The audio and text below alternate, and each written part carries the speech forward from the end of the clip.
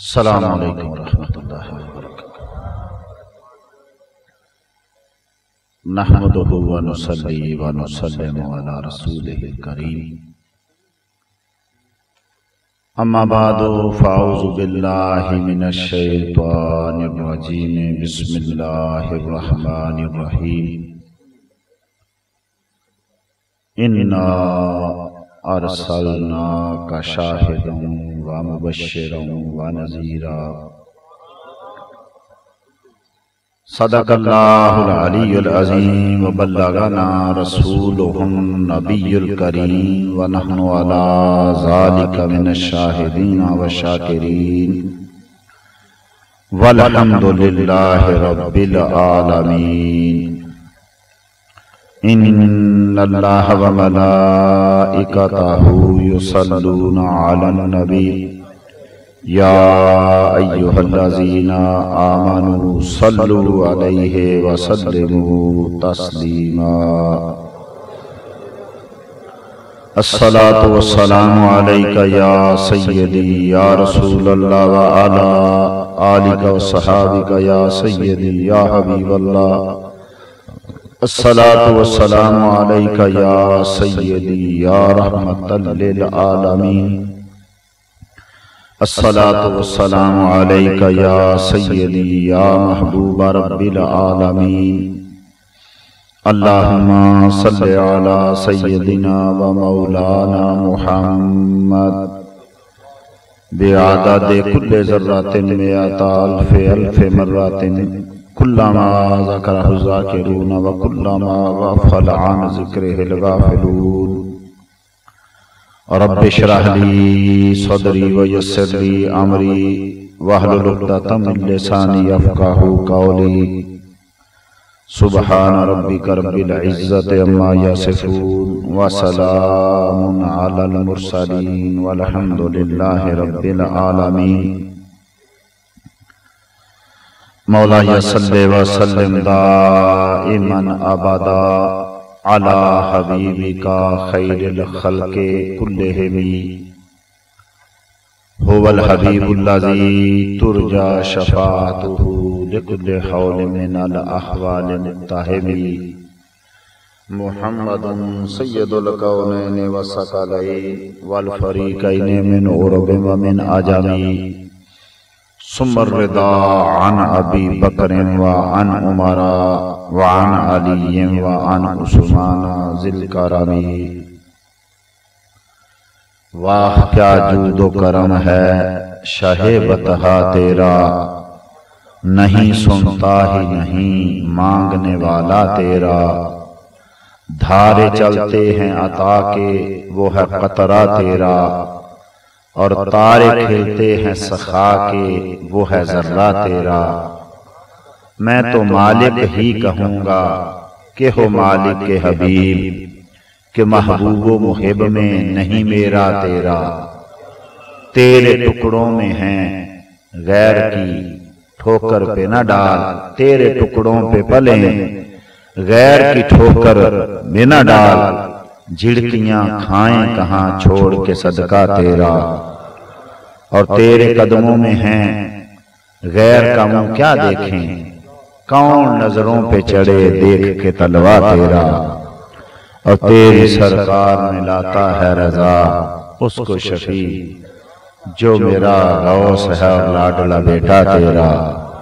اللہ جل مجد الکریم کی حمد و ثنا، اور حضور نبی اکرم نور مجسم رحمت دو عالم صلی اللہ تعالی علیہ وآلہ وصحبہ وبارک وسلم کی ذات اقدس پر ہدیۃً تحفۃً درود و سلام، آپ کی تعریف توصیف اور نعت مبارکہ کے بعد جیسا کہ آپ دوست احباب جانتے ہیں کہ یہ ماہانہ محفل میلاد النبی صلی اللہ تعالی علیہ وسلم ہے، اور قرآن کریم کی ایک آیت کریمہ اور اس کے ایک لفظ پہ ہم گفتگو کر رہے ہیں۔ رب کریم نے ارشاد فرمایا انا ارسلناک، بے شک محبوب ہم نے آپ کو ارسال کیا، ہم نے آپ کو بھیجا۔ شاہدن شاہد بنا کے۔ لفظ شاہد کا معنی، اس کا مفہوم ہم بیان کر رہے ہیں کئی محافل سے، کئی مہینوں سے۔ دوسرا معنی جو چل رہا ہے، پہلا معنی بیان کیا تھا الشاہد والمشہود هو الحاضر مع المشاہدۃ اما بالبصر او بالبصیرۃ۔ شاہد اس کو کہتے ہیں جو حاضر بھی ہو اور دیکھ بھی رہا ہو، چاہے سر کی آنکھوں سے چاہے دل کی آنکھوں سے۔ اور دوسرا معنی جو ابھی ہم بیان کر رہے ہیں، الشاہد والشہید هو الذی لا یغیب عن علمہ شیء۔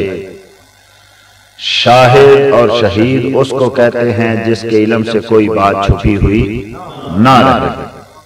اس معنی پہ ہم بیان کر رہے ہیں کہ شاہد کا معنی کہ رب کریم نے مصطفیٰ کو شاہد بنا کے بھیجا، شہید بنا کے بھیجا، اس لیے مصطفیٰ کریم کو کائنات کی ہر چیز کا علم عطا کر کے بھیجا۔ بدقسمتی سے مسلمانوں میں یہ مسئلہ اختلافی بن گیا، اور اتنا اختلافی بنا کہ کوئی کہنے لگا کہ جو نبی کو علم غیب مانے گا وہ مشرک ہو جائے گا، اور کسی نے یہاں تک لکھ دیا کہ وہ اپنی ذات سے مانے یا اللہ کی عطا سے مانے شرک ہو جائے گا، معاذ اللہ، استغفر اللہ۔ ہمارا عقیدہ میں نے پہلے بھی کئی بار بیان کیا، ہمارا عقیدہ یہ ہے کہ اللہ کے سوا کوئی غیب نہیں جانتا، ایک قطرے کا بھی نہیں جانتا، ایک ذرے کا بھی نہیں جانتا۔ اللہ اپنے نبیوں کو غیب عطا فرماتا ہے، اور سارے نبیوں کا علم اور ساری کائنات کا علم اکٹھا کیا جائے تو مصطفیٰ کو اتنا علم عطا فرمایا کہ مصطفیٰ کے سمندروں میں سے وہ علم ایک قطرہ بنتا ہے۔ اب یہ جو علم ہے یہ ما کانا کا بھی ہے، ما یکون کا بھی ہے، جو ہو چکا اس کا بھی علم شامل ہے، اور جو ہونے والا ہے اس کو بھی علم آپ کا شامل ہے۔ ابھی پچھلے محفل میں جو چل رہا تھا وہ تھا علوم خمسہ کا بیان، کہ 5 چیزوں کا علم وہ کہتے ہیں نہ کسی کو ہے نہ رب نے دیا۔ اس میں سے کچھ چیزیں بیان ہوئی تھیں کہ کل کیا ہوگا، اس کا علم وہ سمجھتے ہیں اور کہتے ہیں کسی کو رب نے نہیں دیا۔ اس پہ میں نے کچھ دعائیں پچھلی پروگرام میں پیش کیے تھے، کون کہاں مرے گا، کل کیا ہوگا، بارش کب آئے گی، ماں کے پیٹ میں کیا ہے، اور قیامت کب آئے گی۔ یہ 5 علم ہیں۔ ہمارا دعویٰ یہ ہے کہ یہ 5 علم بھی رب کریم نے مصطفیٰ کو عطا فرمائے۔ ان میں کچھ چیزیں میں نے قرآن و سنت کی روشنی میں پچھلے بار بیان کی تھی۔ ایک تو بارش کے علم کا بیان کیا تھا، اور دوسرا کل کیا ہوگا، لفظ کل پہ بھی بیان کیا تھا، اور ویسے لفظ کل سے مراد یہ ہے کل کیا ہوگا کہ کل بمعنی ہر آنے والا کل، قیامت تک کیا ہوگا، یعنی کل کل ہی ہے، جب بھی آپ بولیں گے کل کل ہی، کل کبھی آج نہیں ہوا۔ تو ہر آنے والا کل جو ہے وہ 1 دن کے بعد آئے، ایک 100 سال کے بعد آئے، ایک 1000 سال کے بعد آئے، ایک 2000 سال کے بعد آئے، وہ کل میں شمار ہوتا ہے۔ کل کیا ہوگا کسی کو علم نہیں۔ اس کا مطلب یہ نہیں کہ جو کل ہوگا وہ علم نہیں، پرسوں کا علم ہے۔ جو کہتا ہے نا کہ کل کا علم نہیں، اس کا مطلب کیا ہے کہ کل ہفتہ ہے، ہفتے کو کسی کو علم ہے، اتوار کو علم ہوگا نہیں، اس میں اتوار بھی شامل ہے، اس میں آئندہ مہینہ بھی شامل ہے، اس میں آئندہ سال بھی شامل ہے۔ تو اس لیے جب یہ کہا جاتا ہے کہ کل کا علم کسی کو نہیں، تو اگر مصطفیٰ قیامت تک کی جو خبر دیں گے اس میں کل کا علم شامل ہوگا۔ ویسے تو صحابہ نے کل کا لفظ بول کے بھی صحابہ نے اس کا ذکر کیا ہے کہ کل کیا ہوگا میرے آقا جانتے ہیں۔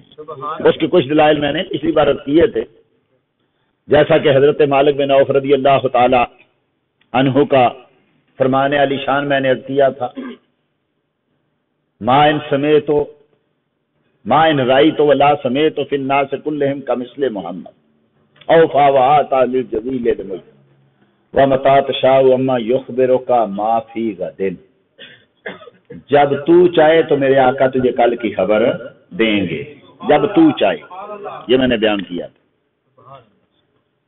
ایک اور صحابی ہے راشد بن عبد رب رضی اللہ تعالی عنہ، امام ابن اسحاق میں، امام بہقی نے اور ابو نعیم نے روایت نقل کی، یہ کہتے ہیں کہ ہم بتوں کو پوجا کرتے تھے، ایک بت ہے سوا، مشہور ہے یہ ان 360 بتوں میں جن کو وہ پوجتے تھے، جس کا ذکر قرآن میں بھی ہے۔ وہ کہتے ہیں بت سوا کے پاس میں گیا، عجیب حالت میں نے دیکھی کہ بت سے آواز آ رہی تھی کہ اللہ کا محبوب تشریف لے آیا، جو نماز پڑھتا ہے اور نیکی کا حکم کرتا ہے، جو برائی سے منع کرتا ہے، اور آخر میں جو اس نے کہا، اور وہ مصطفیٰ کی بارگاہ میں آ کے بت کی بات جو ہے وہ میں بطور دلیل نہیں پیش کر رہا، دلیل یہ تب بنتی ہے کہ جب وہ صحابی مصطفیٰ کی بارگاہ میں آ کے وہ بات دہراتا ہے اور آقا اس کی تصدیق کرتے ہیں۔ وارث النبوہ بعد ابن مریم بالہدا، جو اس نے بعد میں بات کی نا، تو وہ کہتا ہے کہ وارث النبوہ بعد ابن مریم بالہدا، وہ محبوب جو ابن مریم کے بعد ہدایت لے کے آیا ہے، وہ محبوب جو حق لے کے آیا ہے، وہ محبوب جو رب کی توحید لے کے آیا ہے، یخبرک ما کان و ما فی غد، وہ تمہیں خبر دیتا ہے جو ہو چکا ہے، اس کی بھی جو کل ہوگا اس کی بھی خبر دے۔ تو یہ کہہ تو بت رہا ہے، لیکن جب محبوب کریم کی بارگاہ میں بات آئی تو آپ نے اس کو رد نہیں کیا، حالانکہ یہی بات وہ بطور دلیل پیش کرتے ہیں کہ دیکھو جی نبی کریم نے خود منع کر دیا کہ میں کل کی خبر نہیں جانتا۔ بخاری میں ایک واقعہ ہے کہ عید کا دن تھا، دو بچیاں دف بجا رہی تھی سیدہ عائشہ کے گھر رضی اللہ تعالیٰ عنہ، اور میرے آقا آرام فرما رہے تھے، دو بچیاں دف بجا کے کچھ گیت گا رہی تھی، حضرت صدیق اکبر آئے، فرمایا بند کرو، نبی کریم کے گھر میں شیطانی کام۔ میرے آقا نے مبارک چہرے سے پردہ ہٹایا اور فرمایا ابو بکر، ہر لوگوں کی، ہر قوم کی عید ہوتی ہے، آج ہماری عید ہے، بچیوں کو کچھ کر لیں گے۔ اب وہ بچیاں جو پڑھ رہی تھی اس میں ایک لفظ یہ تھا کہ ہم میں وہ نبی ہے جو کل کی خبر دیتا ہے۔ تو محبوب نے اس سے منع فرمایا، منع کیا کیا؟ فرمایا اس کو چھوڑو، کوئی اور ذکر کرو، یہ نہیں کہا کہ میں نہیں جانتا، اس کو چھوڑو۔ لوگوں نے کہا دیکھو نبی کریم نے اس کو کہا اس کو چھوڑو، اصل میں علماء نے کہا اس سے مراد یہ نہیں تھا، مراد یہ تھا کہ تم نغمے بول رہی ہو، قومی گانے بول رہی ہو، اس میں میرا ذکر نہ کرو، جو تم کہنا چاہتی ہو وہ کہتے جاؤ۔ لیکن ادھر چونکہ لفظ اس نے آ کے بولا، راشد بن عبد رب نے تو مصطفیٰ کریم نے اس کا رد نہیں کیا۔ اس کا مطلب یہ ہے کہ نبی کریم صلی اللہ تعالی علیہ وسلم کو رب کریم نے جو کل ہوگا اس کا علم عطا فرمایا، اور اس کے دلائل میں نے پچھلی بار بہت سارے عرض کیے۔ اب دو چیزیں کہ کل کیا ہوگا، کون کہاں مرے گا، دونوں چیزیں جو بھی اب آئے گی اس میں کل کیا ہوگا یہ تو علم آٹومیٹکلی آتا جائے گا اپنے آپ، کہ کوئی کہاں مرے گا، کیسے مرے گا، یہ بھی کل کی بات ہے نا، آنے والی دور کی۔ اب دیکھیے صحابہ اکرام رضی اللہ تعالیٰ عنہ، کتنے ہی صحابہ ہیں جن کو مصطفیٰ کریم صلی اللہ تعالیٰ علیہ وسلم نے بتایا کہ یہ شہید ہوگا، اور کہاں شہید ہوگا یہ نہیں بتایا۔ ایک صحابی ہیں حضرت سیدنا رافع بن خدیج رضی اللہ تعالیٰ عنہ، جنگ بدر میں جب جانے لگے تو ان کو واپس بھیج دیا گیا کہ تم چھوٹے ہو، بعد میں تھوڑے بڑے ہوئے تو ان کے والد صاحب جب مصطفیٰ کریم کی بارگاہ میں لے کے آئے تو عرض کی آقا ان کے بارے میں دعا کر دیجئے. فرمایا اس کو زندگی میں وہی پہنچے گا جو تجھے پہنچا. یہ یہاں رہے گا، پھر یہ یہاں سے نکلے گا اور شام جائے گا. اس کی وفات مدینے میں نہیں ہوگی. یہ شام جائے گا اور شام جائے گا تو ایک شامی منافق اس کو بدل کرے گا. اور وہی ہوا حضرت علی رضی اللہ تعالیٰ عنہ کے دور میں. وہ شام گیا تو وہاں اس کو بدل کر. نبی کریم صلی اللہ علیہ وسلم غزوہ تبوک سے واپس تشریف لے جا رہے ہیں. فرماتے ہیں یہ ہے آج ہی ہیرا، یہ ہے ہیرا شہر، اور یہ ہے اس کی شہزادی بنت نوفل، اور اس نے کالے رنگ کے دوپٹے کا نقاب کیا ہوا ہے، شہبہ اس کا نام ہے. حضرت خرام بن فاطق آگے بڑھے، عرض کی آقا یہ شہزادی مجھے بخش دیجیے. فرمایا یہ شہزادی تیری. یہ واقعہ ہے غزوہ تبوک کا. اور ہیرا شہر جو ہے یہ فتح ہو رہا ہے سینا فاروق اعظم کے دور. جب ہیرا شہر فتح ہوا، مسلمان داخل ہوئے تو وہی شہزادی جیسے محبوب نے فرمایا تھا ویسے ہی سیاہ دوپٹے کا نقاب پہن کے اس کے دروازے سے گزر رہے. حضرت خرام بن فاطق آگے بڑھے اور کہا کہ مصطفیٰ کریم صلی اللہ تعالی علیہ وسلم سے میں نے یہ شہزادی لے لی تھی. صحابہ نے کہا یہ تیری ہوئی. جب وہ قبضے میں آ گئی تو اس کا باپ آیا. ایک روایت میں ہے کہ اس کا بھائی آیا، اور ایک روایت میں اس کا باپ آیا. اس نے کہا اس کے کتنے پیسے لیتے ہو؟ بیچ لو. کہا ہاں. کتنے پیسے لیتے ہو؟ ہاں 1000. فرمایا وہ اس کا باپ کہنے لگا تم 1 لاکھ مانگتے نا تو میں تمہیں 1,00,000 دیتا. تو خرام بن صاحب کہتے ہیں اللہ کی قسم مجھے یہ پتہ ہی نہیں ہے 1000 کے بعد بھی کچھ ہوتا ہے. مجھے یہ نہیں پتا کہ 1000 کے اوپر بھی کچھ ہوتا ہے. تو میرے مصطفیٰ جب بات کرتے تھے کہ کل کیا ہوگا، ان کا کیا ہوگا، تو صحابہ رضی اللہ تعالیٰ عنہ کو یوں ہی یقین تھا جیسے کل سورج چڑھے گا. ایسے یقین تھا جو مصطفیٰ نے کہا یہ ہوگا. سیدنا صدیق اکبر رضی اللہ تعالیٰ عنہ کے ساتھ آقا کریم ہجرت فرما رہے ہیں، اور ابو جہل نے لوگوں کو بلایا کہ جو نبی کو گرفتار کر کے لائے گا 100 اونٹ سرخ اونٹ دوں گا. حضرت سراقہ بن مالک رضی اللہ تعالیٰ عنہ ایک قبیلے کے سردار تھے. تو کہنے لگے کہ واقعی 100 اونٹ دو گے؟ ہاں ہاں میں وعدہ کرتا ہوں دوں گا. کون ڈھونڈ کے لائے گا، کون اتنے دن ہو گئے نکلے ہوئے، کس کو پتا. یہ خود وہ کہہ رہے ہیں تاکہ کوئی اس طرف جائے نہ. جب سارے قبیلے والوں کو گھر بھیج دیا تو گھوڑا پکڑا،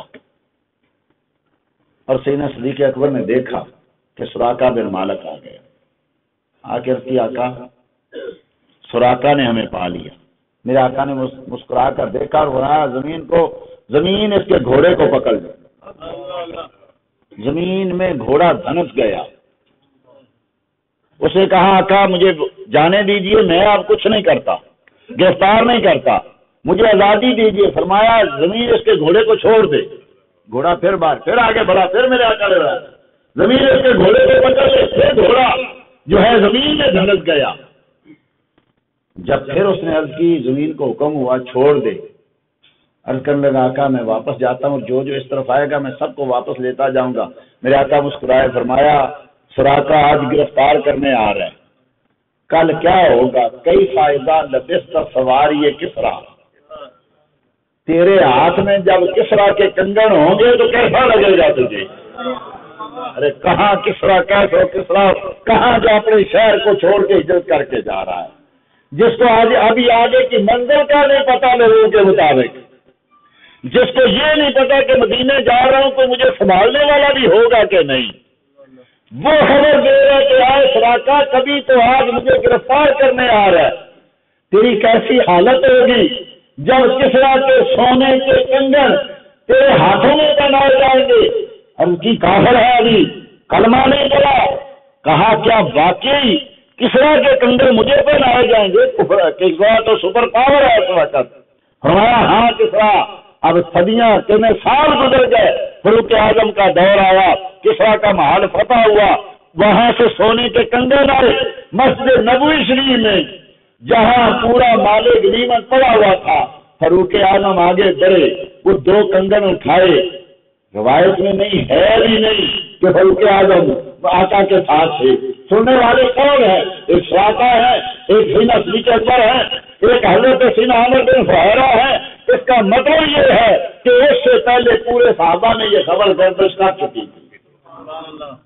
فاروق اعظم نے دونوں کنگن پکڑے اور اٹھائے، آئی نا سراقہ بن مالک، کہاں ہے سراقہ بن مالک؟ سراقہ بن مالک کھڑے ہوئے، وہاں سراقہ ادھر آ، تیرے ہاتھوں میں سونے کے کنگن کسرا کے پہنا کے لوگوں کو بتا دوں کہ میرے آقا نے جو کئی سال پہلے بتایا تھا بتا دوں۔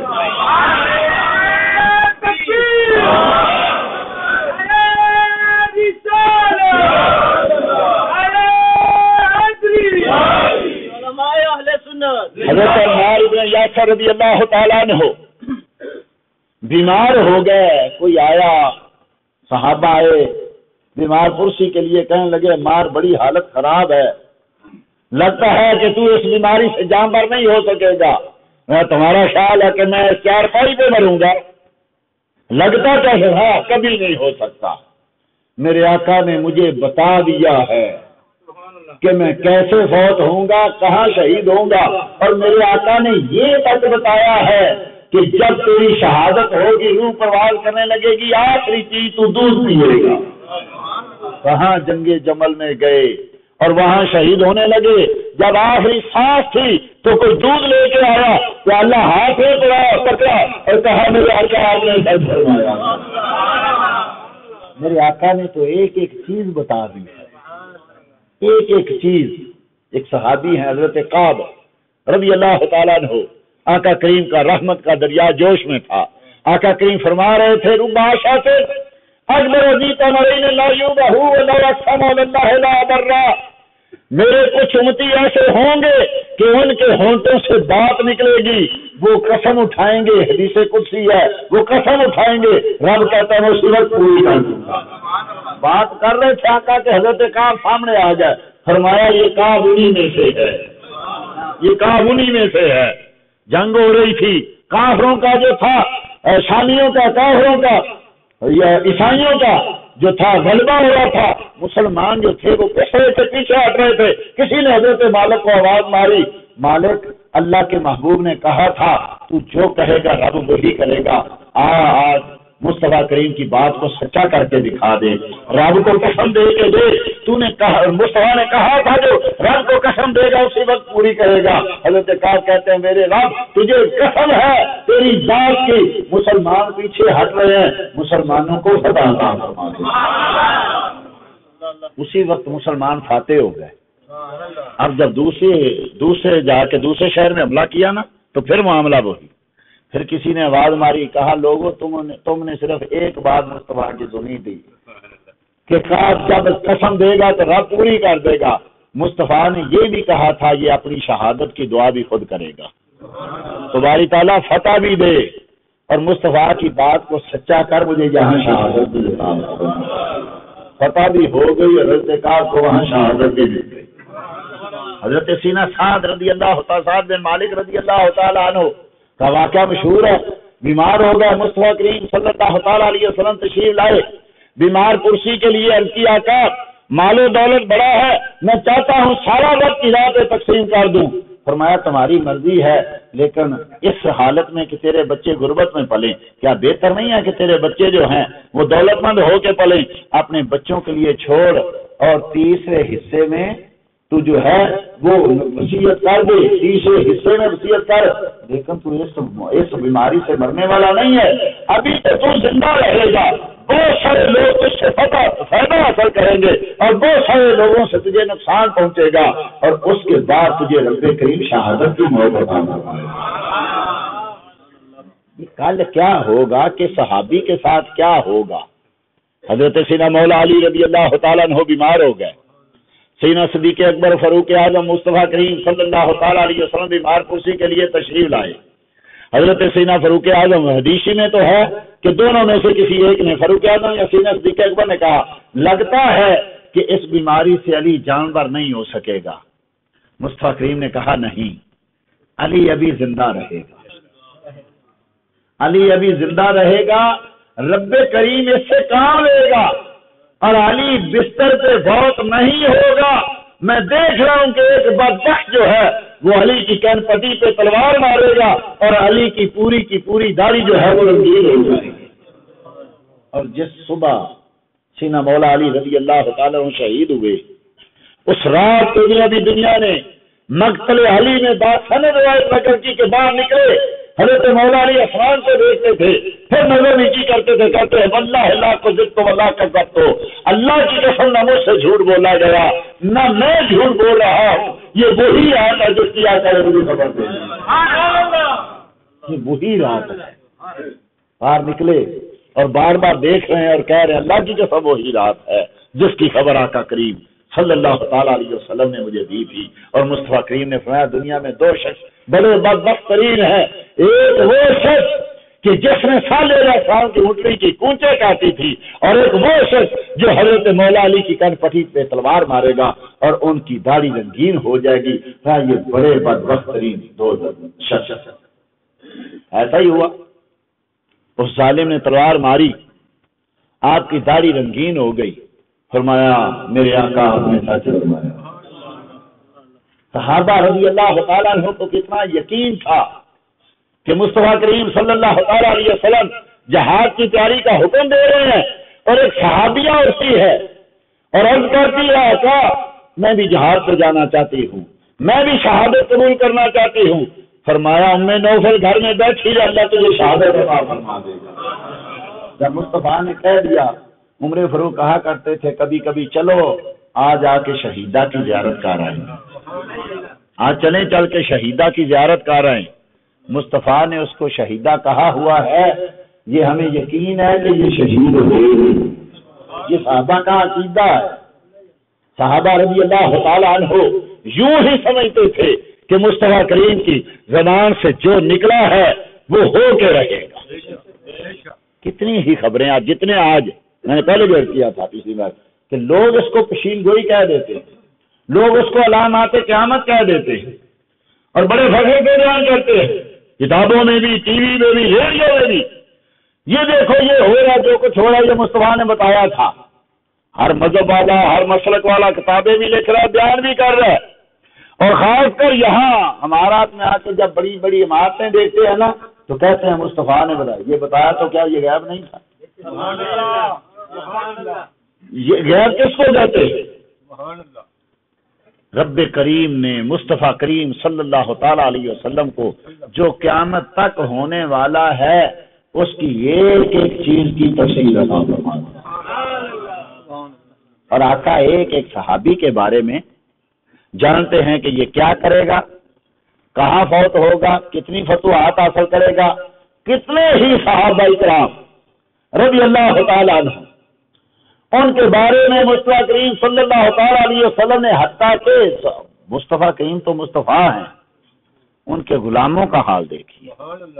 حضرت مولا علی رضی اللہ تعالیٰ عنہ جنگ صفین سے واپس آ رہے ہیں. امام بیہقی نے دلائل نبوہ میں اس روایت کو نقل کیا. جنگ صفین سے امام مغلطائی نے کرامات صحابہ نے اس کو نقل کیا کہ حضرت مولا علی واپس آ رہے ہیں، کربلا میں پہنچے تو لوگوں نے دیکھا مولا علی رضی اللہ تعالیٰ عنہ کی آنکھوں میں آنسو ہیں. فرمایا علی کیا ہوا، میرے مومنین کیا ہوا؟ میں دیکھ رہا ہوں یہاں حسین گرے گا، یہاں گھوڑے بندھے گے، یہاں عباس گرے گا، یہاں قاسم شہید ہوگا. یہ مصطفیٰ کریم کے غلاموں کا حال ہے. یہ تو حال ہے خدمت گاروں کا، سردار کا حال ہے. کیا مصطفیٰ نے امام حسین کی شہادت کی خبر نہیں دی تھی؟ کیا مٹی نہیں دی تھی؟ کربلا کا نام نہیں بتایا تھا؟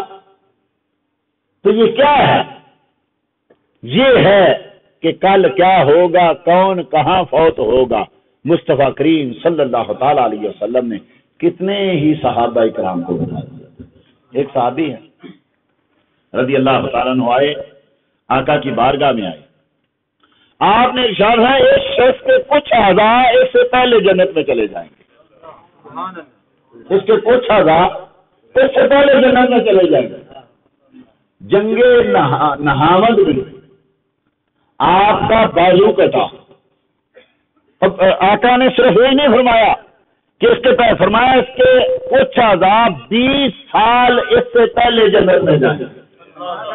20 سال پہلے نہامد میں بازو کٹا اور 20 سال بعد سیدنا مولا علی رضی اللہ تعالی عنہ کے دور میں وہ جمل کے میدان میں شہید ہوئے. اور صحابہ کہتے تھے دیکھو مصطفیٰ نے بتا دیا تھا 20 سال پہلے بازو پہلے جنت میں چلا گیا 1 سال بعد میں جنت میں چلا گیا.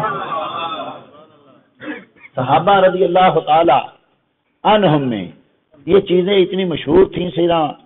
حضرت سیدنا ابو ہریرہ رضی اللہ تعالیٰ فرماتے ہیں کہ ہم 10 آدمی بیٹھے ہوئے تھے کہ مصطفیٰ کریم صلی اللہ تعالی علیہ وسلم نے 10 کو دیکھ کر فرمایا ان میں سے جو آخری فوت ہوگا وہ جل کے شہید ہوگا.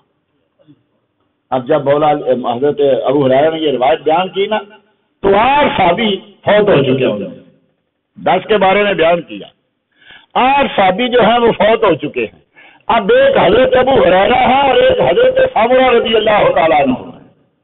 حضرت ابو ہریرہ کہتے ہیں اللہ کی قسم میرے محبوب نے کہا تھا کہ ان 10 میں سے آخری جو شہید ہوگا وہ آگ سے شہید ہوگا. 10 آدمی شہید ہوگا اور آخری آدمی یا میں ہوں یا جو ہے وہ سامورہ ہے.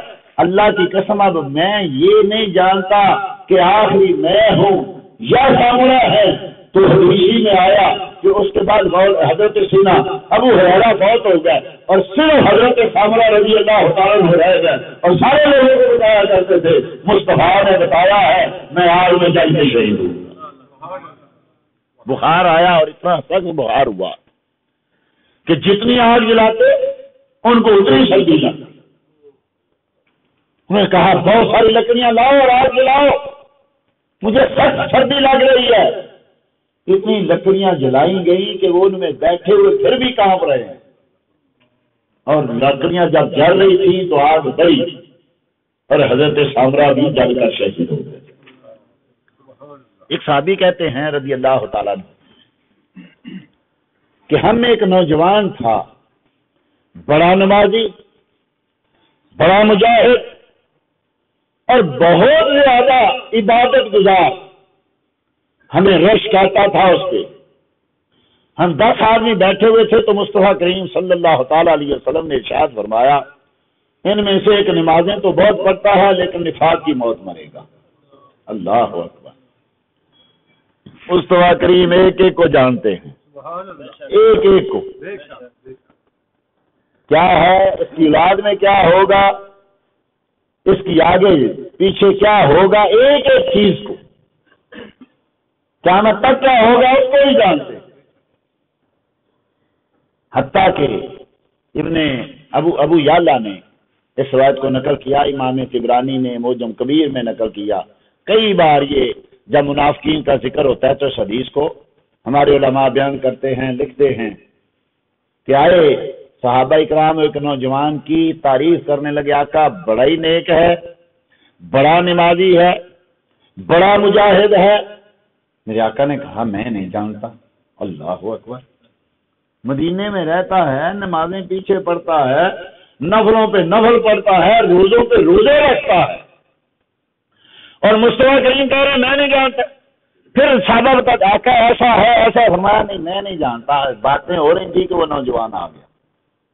عرض کی آقا یہی اسی کے بارے میں تو ہم کہہ رہے تھے. اچھا یہ اس کے ماتھے پہ شیطان آ گیا.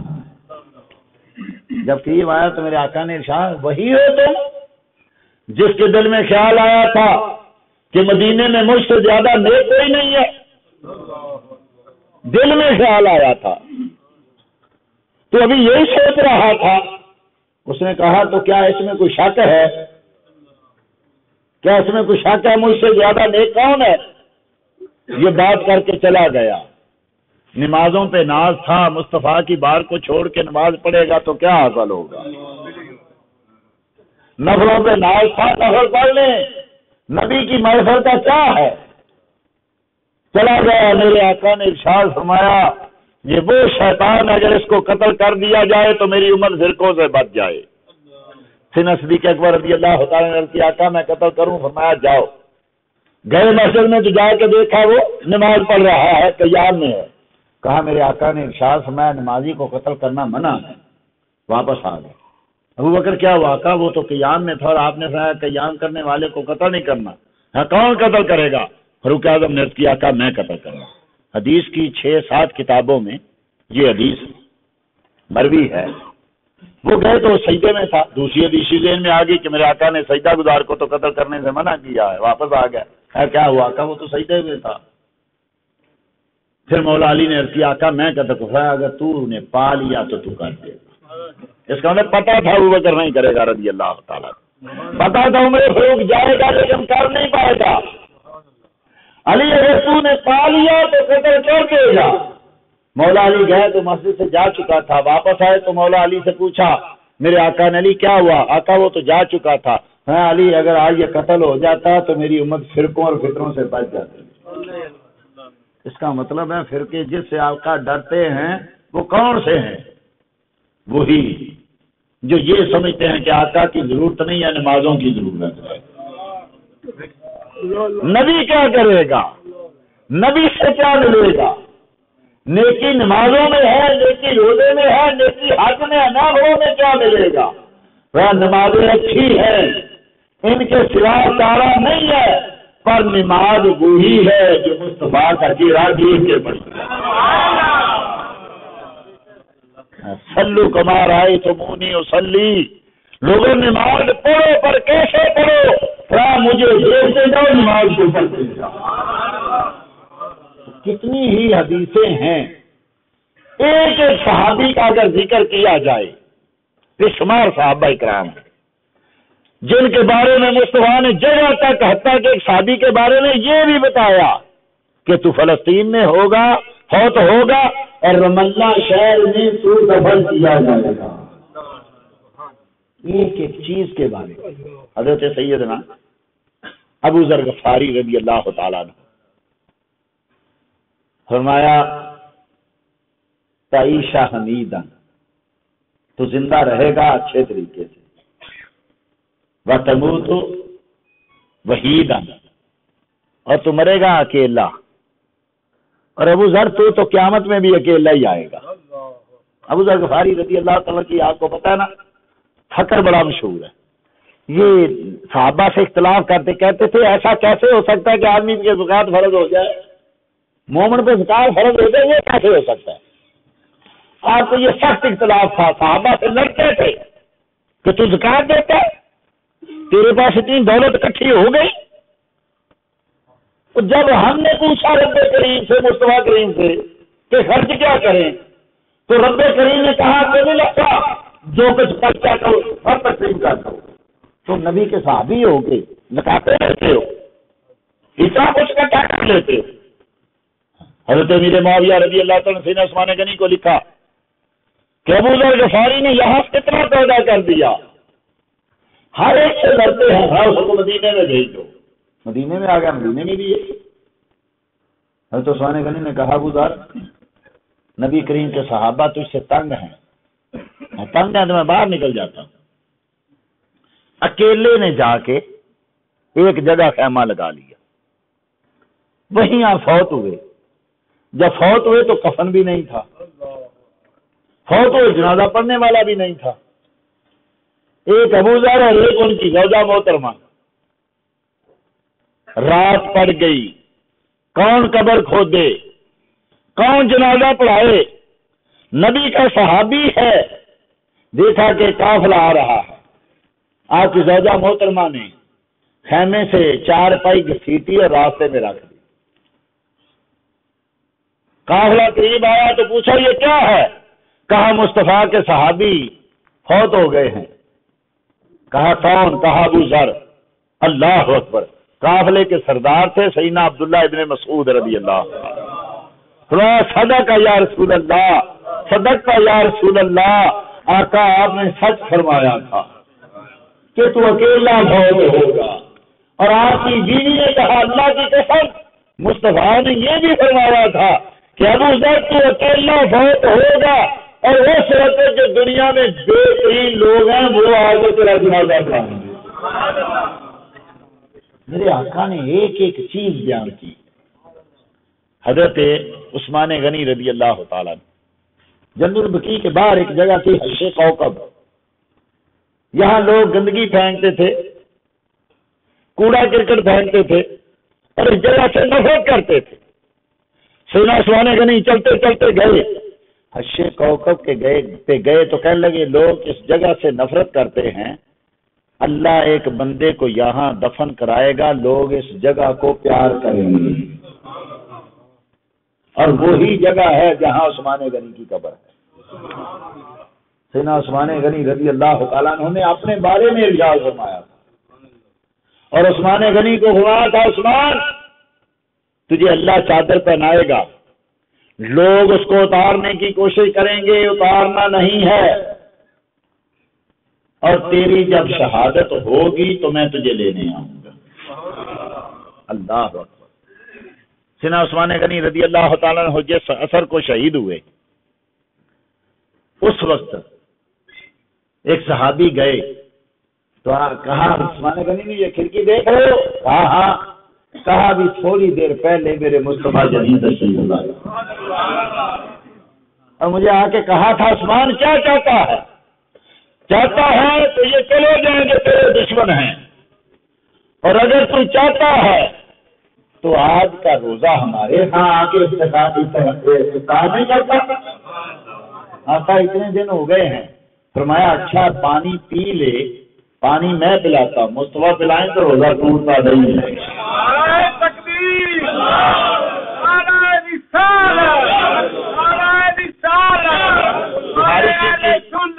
بخاری شریف کی حدیث ہے نا کہ مصطفیٰ کریم صلی اللہ تعالیٰ علیہ وسلم نے طے دیتا روزے رکھے جن کو یوم وصال کہا جاتا ہے۔ صحابہ نے بھی رکھنے شروع کر دیے، صحابہ کمزور ہو گئے۔ مصطفیٰ کریم نے پوچھا یہ کیا ہوا؟ عرض کی آقا آپ کو دیکھا آپ دن رات کے روزے رکھتے ہیں، ہم نے بھی شروع کر دیے۔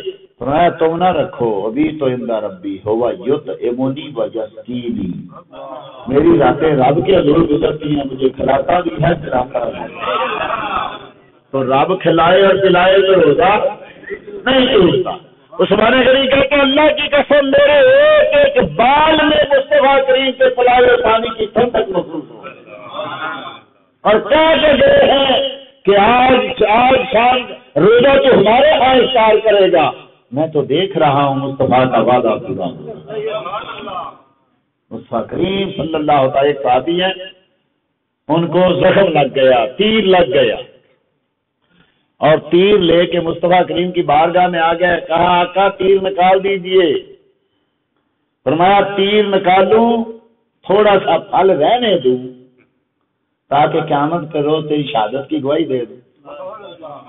ایک حدیث دو حدیث ہیں، ایک میں نے پہلے پڑھی تھی، ایک میں نے آج اسی کو دوبارہ دیکھتے ہوئے علامہ سیوطی نے اس کو سائنس میں نقل کیا۔ جو پہلے پڑھی اس میں لفظ یہ تھے کہ اس نے کہا آقا تیر بھی نکالیے، پھل بھی نکالیے، اور قیامت کے روز شہادت کی گواہی بھی دے۔ اور اس میں ہے کہ انہوں نے کہا کہ آقا تیر نکالیے، پھل رہنے دیجئے، قیامت کے روز گواہی دیں گے۔ فرمایا ہاں تو شہید بہت ہوگا، تیر نکل گیا، زخم ختم ہو گیا، کئی سال کے بعد وہی تیر کا زخم جو ہے دوبارہ پھٹا اور اسی زخم سے آپ شہید ہو گئے۔ آقا ایک ایک چیز ہر صحابی کے بارے میں ایک ایک چیز بتا کے گئے۔ کتنے ہی صحابہ اکرام رضی اللہ تعالیٰ اس جنگ ہو رہی ہے اور یہ صحابی کہتا ہے مجھے آگے پہنچا دو، اور اوپر تاثیروں کی بارش ہو رہی ہے۔ کہا میرے مصطفیٰ کریم صلی اللہ تعالیٰ علیہ وسلم نے بتایا ہوا ہے کہ میں شہید نہیں ہوں گا، لہذا مجھے تیروں میں بھی جانے دو، میں اپنے گھر میں چارپائی سے بیٹھ ہوں گا، یہاں مجھے کوئی چیز نقصان نہیں پہنچا۔ تو ایک ایک چیز میں آقا کریم صلی اللہ تعالیٰ علیہ وسلم نے صحابہ کو بتائی ہوئی ہے، اور صحابہ جانتے ہیں کہاں فوت ہوں گے، کیسے فوت ہوں گے، اور کیسی شہادت ملے گی یا وفات ہوگی۔ صحابہ سارے کے سارے ایک دوسرے کے بارے میں جانتے ہیں۔ بخاری شریف کی حدیث ہے، غیر اس کو اپنے مقصد کے لیے بڑا پیش کرتے ہیں۔ میرے مصطفیٰ کریم صلی اللہ تعالیٰ سے سیدہ ام حرام رضی اللہ تعالیٰ عنہ کے گھر آرام فرما رہے ہیں۔ آرام فرماتے فرماتے میرے آقا اٹھے اور مسکرائے، تو حضرت ام حرام رضی اللہ تعالیٰ نے پوچھا آقا مسکرانے کا سبب؟ فرمایا والے جاشن یقدون فی البحر کا ڈاؤ جابو، وہ پہلا گروہ جو میری امت کا سمندر میں جہاد کرے گا سب سے سب جنت والے ہو گئے۔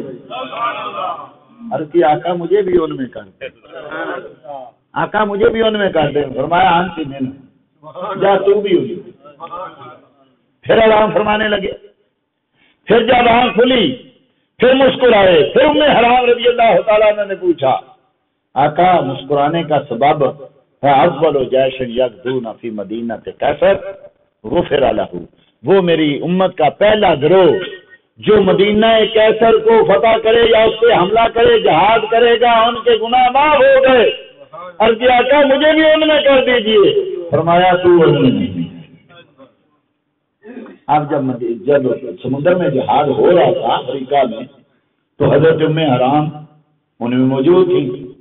جب سمندر سے باہر نکلے گھوڑے میں بیٹھی تو گھوڑا ڈر گیا، بھاگا، سیدہ ام حرام رضی اللہ تعالیٰ گری، وہی شہید ہوئی۔ جو بھی اس حدیث کو لکھتا ہے ہر سارے اس حدیث کی شرح میں لکھتا ہے کہ جیسے مصطفیٰ نے کہا ویسے ہی ہوا، اور آج بھی ان کی قبر وہاں موجود ہے، لوگ اس کی زیارت کرتے ہیں، اس کے سبب سے رب سے بارشیں طلب کرتے ہیں۔ اب یہ حدیث تو واضح مصطفیٰ کریم کے علم غیب میں تھی، واضح علم غیب میں تھی، لیکن انہوں نے اس سے کیا نکالا کہ دیکھو نبی کریم صلی اللہ تعالیٰ علیہ وسلم نے ارشاد ہے جو مدینہ کیسے پہ حملہ کرے گا وہ جنتی ہوگا، یزید اس میں شامل تھا لہذا وہ جنتی۔ ارے ظالم تو علم غیب مانتا نہیں، یزید کو جنتی کیسے مان رہا؟ پہلے ماننا کہ مصطفیٰ کریم ایک ایک کو دیکھ رہے تھے،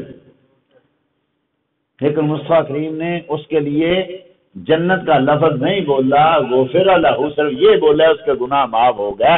اگر یزید شامل تھا تو پہلے گناہ معاف ہو گئے، یہ ساری خباثیں بعد کی ہیں۔ اس حدیث سے یہ ثابت نہیں ہوتا، جو ہوتا ہے وہ بیان کرو۔ ہوتا کیا ہے کہ اس حدیث سے ثابت ہوتا ہے مصطفیٰ کریم علم غیب جانتے ہیں، اور یہ بھی جانتے ہیں کون کہاں اور کیسے فوت ہوگا۔ ایک ایک کے بارے میں مصطفیٰ کریم صلی اللہ تعالی علیہ وسلم نے بتایا۔ اب یہ کہ ماں کے پیٹ میں کیا ہے، یہ آج تو اس مسئلے پہ خیر ڈسکس ہی نہیں ہونی چاہیے، لیکن کیا کریں، آج تو سائنسدان بتا رہے ہیں، ڈاکٹر بتا رہے ہیں، 2-4 مہینے کے بعد بتا رہے ہیں ماں کے پیٹ میں کیا، بتا رہے ہیں کہ نہیں بتا رہے، سب بتا رہے ہیں، لیکن یہ اس پہ اعتراض نہیں ہے، اس پہ اعتراض نہیں ہے کہ ڈاکٹر بتا رہا ہے کہ ماں کے پیٹ میں بیٹی ہے یا بیٹا ہے، بچی ہے یا بچہ ہے۔ مصطفیٰ کریم پہ اعتراض ہے، تو نے سائنسدانوں کا کلمہ پڑھا ہے، ہم نے مصطفیٰ کریم کا کلمہ پڑھا۔ مصطفیٰ کریم کہتے نہیں جی یہ تو مشین سے ہے، مشین کو جاتا ہے، مشین بھی تو بندے کی بنائی ہوئی ہے نا، بندے کی بنائی بے جان چیز جانتی ہے کہ ماں کے پیٹ میں کیا ہے، مصطفیٰ نہیں جانتے۔ وہ حبیب پیارا تو عمر بھر کرے جود یوں ہی سر بسر، ارے تجھ کو کھائے تپے سکر تیرے دل میں کس سے بخار ہے۔ مصطفیٰ کریم کے علم پہ اعتراض ہے، کے علم پہ اعتراض نہیں ہے، لیکن مصطفیٰ کریم صلی اللہ تعالی علیہ وسلم کیا۔ پھر یہ بھی مسئلہ ہے کہ قرآن کریم میں کتنے واقعات ہیں کہ ماں کے پیٹ میں کیا، رب نے پہلے بتا دیا ہوا ہے۔ اب بتائیے کہ جب حضرت جبرائیل امین حضرت مریم کے پاس آئے، انی رسول رب کے لہٰذا لا کے غلامن زکیہ، میں تیرے رب کا رسول ہوں، تجھے ستھرا بیٹا دینے آیا ہوں۔ یہ کس کو کہہ رہے ہیں؟ جبرائیل حضرت مریم کو۔ تو جب حضرت عیسیٰ پیٹ میں آئے تو حضرت مریم کو پتا نہیں تھا بیٹی ہے یا بیٹا ہے؟ رب نے بتایا نہیں تھا؟ بتایا بیٹا ہے۔ تو اگر رب مریم کو پہلے بتاتا ہے تو اعتراض نہیں، تو آمنہ کے لال کو بتایا تو کیا اعتراض؟ اور کچھ فرشتے حضرت سیدنا ابراہیم خلیل اللہ کے گھر میں آئے تھے اور گھر میں آ کے مہمان بنے، اور جاتے جاتے کیا کہہ گئے کہ اللہ تجھے صاف ایک بیٹا دینے والا۔ حضرت اسحاق کی بشارت دی۔ اب جب حضرت اسحاق ماں کے پیٹ میں آئے تو حضرت ابراہیم کو پتا نہیں تھا کہ یہ کون ہے۔ اور حضرت زکریا کا واقعہ بھی مشہور قرآن میں ہے، ہنالک دعا زکریا، زکریا نے وہی دعا مانگی جہاں حضرت مریم کو بے بارے پال ملے، اور دعا کس کی مانگی؟ باری تعالیٰ مجھے ایک بیٹا تھا، اور آپ نے کہا جاؤ فرشتوں جا کے بشارت دو، اور صرف بیٹے کی بشارت نہیں دو، نام بھی بتا کے آؤ کہ میں نے یحییٰ تجھے دیا ہے۔ اب جب سیدنا یحییٰ علیہ السلام اپنی ماں کے پیٹ میں آئے تو پتہ نہیں تھا کہ پیٹ میں کون ہے، بیٹی ہے کہ بیٹا ہے۔ اور پچھلے پروگرام میں بھی شاید میں نے عرض کیا ہے، یا کسی اور محفل میں شاید ابن ابی شیبہ نے روایت کو نقل کیا ہے کہ حضرت مریم رضی اللہ تعالیٰ عنہ اور حضرت سیدنا زکریا رضی اللہ والسلام کی زوجہ محترمہ، یہ دونوں جب اکٹھی ہوتی ہیں تو حضرت یحییٰ کی والدہ کہتی ہیں حضرت مریم کو، دونوں حاملہ ہیں، حضرت مریم کو کہتی ہیں مریم عجیب بات ہے، جب میں تیرے سامنے آتی ہوں نا، جو میرے پیٹ میں ہے وہ جو تیرے پیٹ میں ہے اس کی طرف منہ کر کے سجدے کرتا ہے۔ اور حضرت مریم کہتی ہیں یہ بھی عجیب بات ہے، جب میں کوئی رب کی عبادت کر رہی ہوتی ہوں یا میں کسی کام میں مصروف ہوتی ہوں، جو میرے پیٹ میں ہے نا وہ رب کی تسبیحیں پڑھ رہا ہوتا ہے، اور جب میں اکیلی ہوتی ہوں تو مجھ سے باتیں کر رہا ہوتا۔ تو یہ نبیوں کی مائیں، رب کریم نے ان کو علم دیا ہے، اور جن جن کو جو علم ملا وہ سارے کا سارا اللہ کے ذریعے۔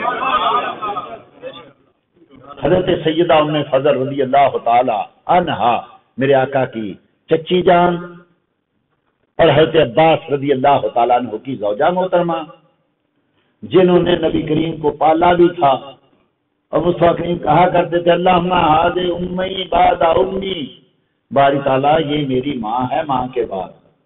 حالانکہ بڑی نہیں تھی، لیکن چونکہ اس وقت چاچی تھی اور بڑا اچھی پرورش کرتی تھی، حالانکہ عمر میں شاید چھوٹی ہی ہوں گی لیکن خدمت کی تھی نا۔ ایک دن گزر رہی ہے اور مصطفیٰ کریم صلی اللہ تعالی وسلم نے فرمایا چچی ادھر آؤ، آئیں، کہا تیرے پیٹ میں بیٹا ہے، جب پیدا ہونا تو میرے پاس لانا۔ اللہ اکبر۔ ماں کہہ رہی آقا نہیں مجھے تو حمل ہی نہیں ہے، ماں کو پتہ ہی نہیں ہے، اور مصطفیٰ کریم کہہ رہے ہیں میں جانتا ہوں یہ بیٹا ہے، جب پیدا ہونا تو میرے پاس لے کے آنا۔ حضرت عباس پیدا ہوئے، حضرت عبداللہ پیدا ہوئے، ماں نے اٹھایا آقا آپ کے حکم کے مطابق حضرت کریم نے بیٹا دیا ہے، اور آپ نے فرمایا تھا میرے پاس لانا۔ مصطفیٰ کریم نے اس کو طاقت دی، گٹھی دی، گڑتی دی، اور کیا کہا اذهبی بأبی الخلفاء، چچی اس خلیفوں کے باپ کو لے جا۔ وہ یہ جانتے ہیں کہ ماں کے پیٹ میں کیا ہے، یہ جانتے ہیں کہ جو ماں کے پیٹ میں ہے اس کی سلم میں کیا ہے۔ جب حضرت نے پہلے گھر کے جا کے حضرت عباس کو کہا کہ میرے آقا نے اس کو خلیفوں کا باپ کہا ہے، حضرت سیدنا عباس رضی اللہ تعالیٰ نے دور کیا ہے، آقا آپ نے میرے بیٹے کو خلیفوں کا باپ کہا، فرمایا ہاں اس کی اولاد سے سجا ہوگا، اس کی اولاد سے مہدی ہوگا، اور یہ جتنے بڑی عباس کے خلفاء سب حضرت کے ساتھ سنا۔ ایک ایک کا نام مصطفیٰ نے بتایا، ایک ایک کا نام، اور میرے آقا تو ان کی تو شان ہی بڑی بلند کہ کیا کیا ذکر کیا جائے۔ تمہیں فضل ہی کہتے ہیں آقا بڑی پریشان ہوئی، بڑی گھبرائی ہوئی، کسی کیا واقعہ میں نے بڑا عظیم ساز خواب دیکھ لیا، میں ڈر رہی ہوں. میرے آقا نے فرمایا کیا ہوا؟ آقا رات کو میں نے دیکھا آپ کے جسم کا ایک ٹکڑا کٹ کے میری جھولی میں آ گیا. میرے آقا مسکرائے فرمایا ام الفضل میری چچی یہ پریشانی والی خواب تھوڑی ہے, یہ تو بڑی اچھی خواب ہے. آقا یہ کیسے؟ فرمایا میری فاطمہ کے گھر میں بیٹا پیدا ہونے والا ہے, وہ تیری جھولی میں آئے گا, وہ میرے جسم کا ٹکڑا ہے. سیدنا حسین رضی اللہ تعالیٰ کی پرورش انہیں فضل رضی اللہ تعالیٰ نے کی تھی, کیونکہ 1 سال کے بعد امام حسن کے 1 سال کے بعد امام حسین پیدا ہو گئے. اور سیدہ فاطمہ تو زہرا کس کی پرورش کرے؟ حضرت حسین کو سنبھالنا یا حضرت حسن کو سنبھال لے؟ تو مصطفیٰ نے کہا علیہ الصلوۃ تو پھر اے فاطمہ تو حسن کی پرورش کر اور ام فضل حسین کی پرورش کر. سبحان. یہ تو میرے آقا تو آقا ہے. مسند امام حاکم ہے, حدیث صحیح ہے, کہتے ہیں امام حاکم ہاذا حدیث صحیح علی شرط شیخین ولم یخرجہ, یہ حدیث امام بخاری اور مسلم کی سند اور شرط پہ صحیح ہے, لیکن اس کا انہوں نے اخراج نہیں کیا. مصطفیٰ کریم صلی اللہ علیہ وسلم صحابہ کے ساتھ کہیں باہر نکلے تھے, ایک عرابی آیا اور گزرنے لگا, صحابہ کہا ادھر مصطفیٰ کریم کو سلام رد کرو. انہوں نے کہا آفیکم رسول اللہ, کیا تم میں اللہ کا رسول بھی کو ہے؟ ہاں یہ بیٹھے ہے. کہا میں تو تب مانوں گا, مجھے پہلے یہ بتاؤ میری اونٹنی کے پیٹ میں کیا ہے. میں رسول تب مانوں گا, مجھے یہ بتاؤ. مصطفیٰ نے بولے حضرت سلمان بن سلامہ بن وش رضی اللہ تعالیٰ چھوٹے سے بچے تھے, کھڑے ہو گئے, کہا میرے محبوب سے کیا پوچھتے, مجھ سے پوچھو میں بتاتا ہوں.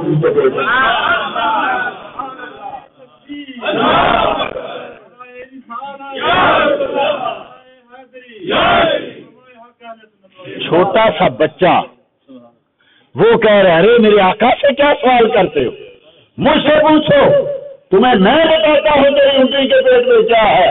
سلمہ بولے رضی اللہ تعالیٰ عنہ, سلمہ بن سلامہ بن وش کہنے لگے ارے ظالم, تو نے ابھی اس اونٹنی سے چند دن پہلے بدفعلی کی. مسافر نے کہا سلمہ خاموش, ایسی باتیں نہیں کرتے. جب میرے آقا غلاموں کو منع کر رہے ہیں, میرے آقا نہ بولتے ایسا, وہ عیبوں پہ پردہ ڈالنے آئے ہیں, وہ عیب ظاہر کرنے نہیں آئے. اور آقا نہ بولتے تو قیامت تک لوگ مصطفیٰ کے علم پر اعتراض کرتے. اگر علم ہوتا تو نبی بولتے. مصطفیٰ کریم کے غلام نے اسی لیے بولتے بتا دیا, لوگ شرم کی بات ہے, آقا تو نہیں بولیں گے. آقا کے علم پر اعتراض نہ کرنا. میں تمہیں بتاتا ہوں میں غلاموں کا غلام ہوں, جب میں جانتا ہوں پیٹ میں کیا ہے تو آقا کے لگتا کیا ہے. چاہے تو اشاروں سے اپنے کایا ہی پلٹ دے دنیا کی, یہ تو حال ہے خدمت گاروں کا, سردار کا. ارے جن کے غلاموں کا یہ حال ہے وہ دیکھ رہے ہیں کہ ماں کے پیٹ میں کیا ہے, ان کے بڑوں کا کیا حال ہوگا, اور ان بڑوں کے آقا کا کیا حال ہوگا. صحابہ رضی اللہ تعالیٰ عنہ ساری چیزیں, اور مسلم کی روایت شاید میں نے پہلے بھی عرض کی ہے, حضرت سیدنا ابو طلحہ رضی اللہ تعالیٰ عنہ کا بیٹا بیمار تھا, آپ تشریف لے گئے کسی سفر میں. اللہ اکبر, کیا دور تھا, کیا عورتیں تھیں. آج عورتوں کو دیکھیے, خامند کی شکایتیں ختم ہی نہیں ہوتی. اور ام سلیم رضی اللہ تعالیٰ عنہ بیٹا بیمار ہے, حضرت ابو طلحہ رضی اللہ عنہ سفر پہ چلے گئے, مسلم شریف میں ہے. واپس آئے, جس رات واپس آئے اسی رات ان کے آنے سے تھوڑی دیر پہلے بیٹا فوت ہو گیا. کیسی عورت ہے, بیٹا فوت ہو جائے, ماں کی حالت اللہ اکبر. سوچنے لگی اتنے دنوں کے بعد, مہینوں کے بعد خامد آ رہا ہے, پتہ نہیں خبر کیسے کیسے گزرا ہوگا. آتے ہی میں اس کو بتا دوں بیٹا فوت ہو گیا ہے, میں خامد کو کیسے بتاؤں, میرا خامد پریشان ہو جائے گا. بیٹے کی میت پہ کپڑا ڈال دیا. ابو طلحہ رضی اللہ تعالیٰ نے آئے, رات کو آگے پوچھا بیٹے کی کیا حالت ہے, فرمایا ساری تکلیفیں ختم ہو گئیں, اب کوئی تکلیف نہیں ہے. آپ نے سوچا اس کا مطلب تندرست ہے, آرام کر رہا ہے, سو رہا ہے. اللہ اکبر, اس ماں نے, اس جس کا بیٹا فوت ہو گیا, اس نے ہار سنگھار کیا, خامد کے لیے تیاری کی. خامد نے رات گزاری, اور رات جب صبح ہوئی تو حضرت ام سلیم کہتے ابو طلحہ مجھے ایک مسئلہ تو بتاؤ. اگر تمہیں کوئی امانت دے اور چند دنوں مہینوں کے بعد وہ امانت مانگنے آئے تو تمہارا کیا خیال ہے؟ کہا اس کی امانت خوش دلی سے واپس کرنی چاہیے۔ کہا امانت واپس کرتے ہوئے تکلیف تو نہیں ہوتی؟ کہا نہیں ہونی چاہیے، خوش ہونا چاہیے کہ اس کی امانت واپس لوٹا رہا ہوں۔ رب کریم نے وہ جو ہمیں بیٹے کی صورت میں امانت دی تھی وہ رب کریم رات کو ہم سے دے دے۔ ابو طلحہ پریشان ہو گئے، ارے اللہ کی بندی تو نے کیا کیا؟ اسی پریشانی کی حالت میں دوڑے اور محبوب کریم کی بارگاہ میں گئے، ان کی آقا ایسے ایسے معاملہ ہو گیا، آقا رات کو بیٹا ہو گیا اور ام سلیم نے مجھے بتایا نہیں۔ میرے مصطفیٰ نے کہا ابو طلحہ تیری بیوی بڑی نیک ہے، جا آج کی رات میں اللہ تجھے برکت دے،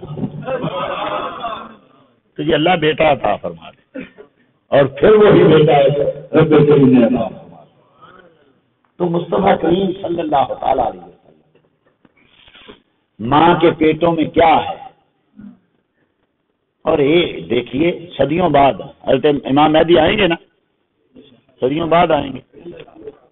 کئی لوگ کہتے ہیں پیدا ہو چکے ہیں، وہ غاروں میں چھپے ہوئے ہیں، ہمارا عقیدہ ایسا نہیں، پیدا ہوں گے۔ اور میرے آقا نے فرمایا ان کے باپ کا نام عبداللہ ہوگا، ماں کا نام آمنہ ہوگا، اور وہ فاطمہ کی اولاد سے ہو۔ تو کیسا صدیوں تک ایک چیز بتا دی۔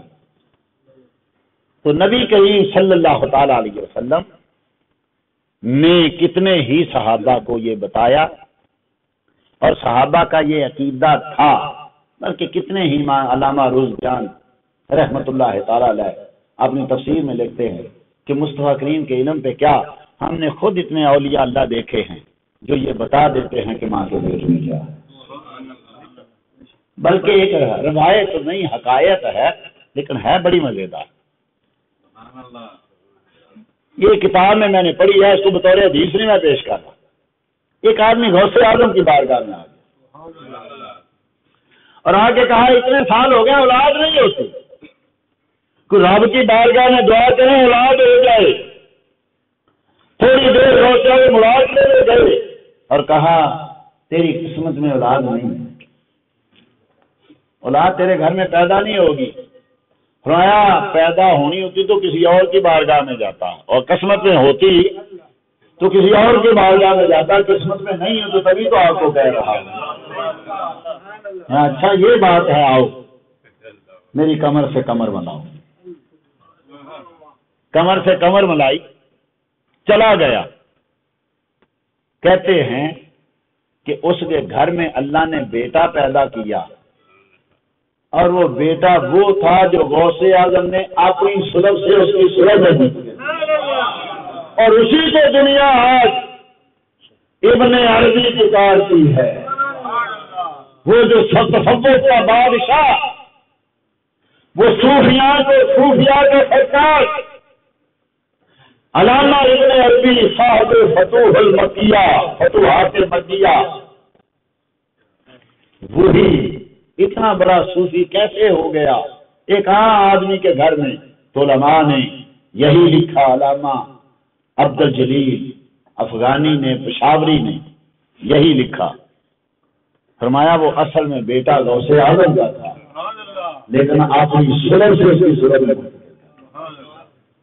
تو اس لیے اولیاء اکرام کو رب کریم نے یہ علم عطا فرمایا ہے، اور پہلے نام بھی عطا کر دیتے ہیں۔ مصطفیٰ بھی نام عطا کرتے تھے، مولا علی کو کہا سید اللہ کا غلامن، علی اب بیٹا تیرے گھر میں پیدا ہوگا، جا میں نے اس کو اپنا نام بھی دے دیا، کنیت نام منع ہے نا۔ مصطفیٰ کریم نے کہا کہ میرا نام رکھو تو کنیت نہ رکھو، اگر میری کنیت رکھو تو میرا نام نہ رکھو، اگر نام محمد رکھتے تو ابو القاسم نہ کہنا، اور ابو القاسم کہتے ہو تو محمد نہ کہنا، دونوں منع، ایک رکھو، یا کنیت رکھو یا نام رکھو۔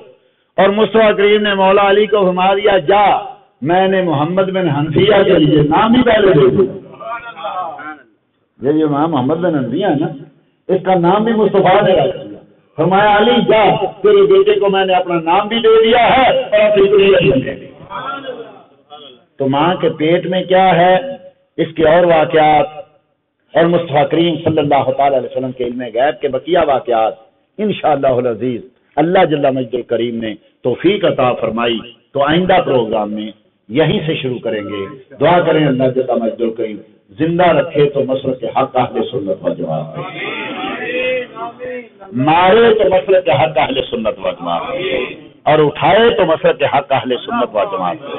اور اسی دعا پہ ہمیشہ کی طرح میں اجازت چاہوں گا کہ میں وہ سنی ہوں جمیلے آخری مرنے کے بعد میرا لاشا بھی کہے گا الصلاۃ والسلام وما علیہ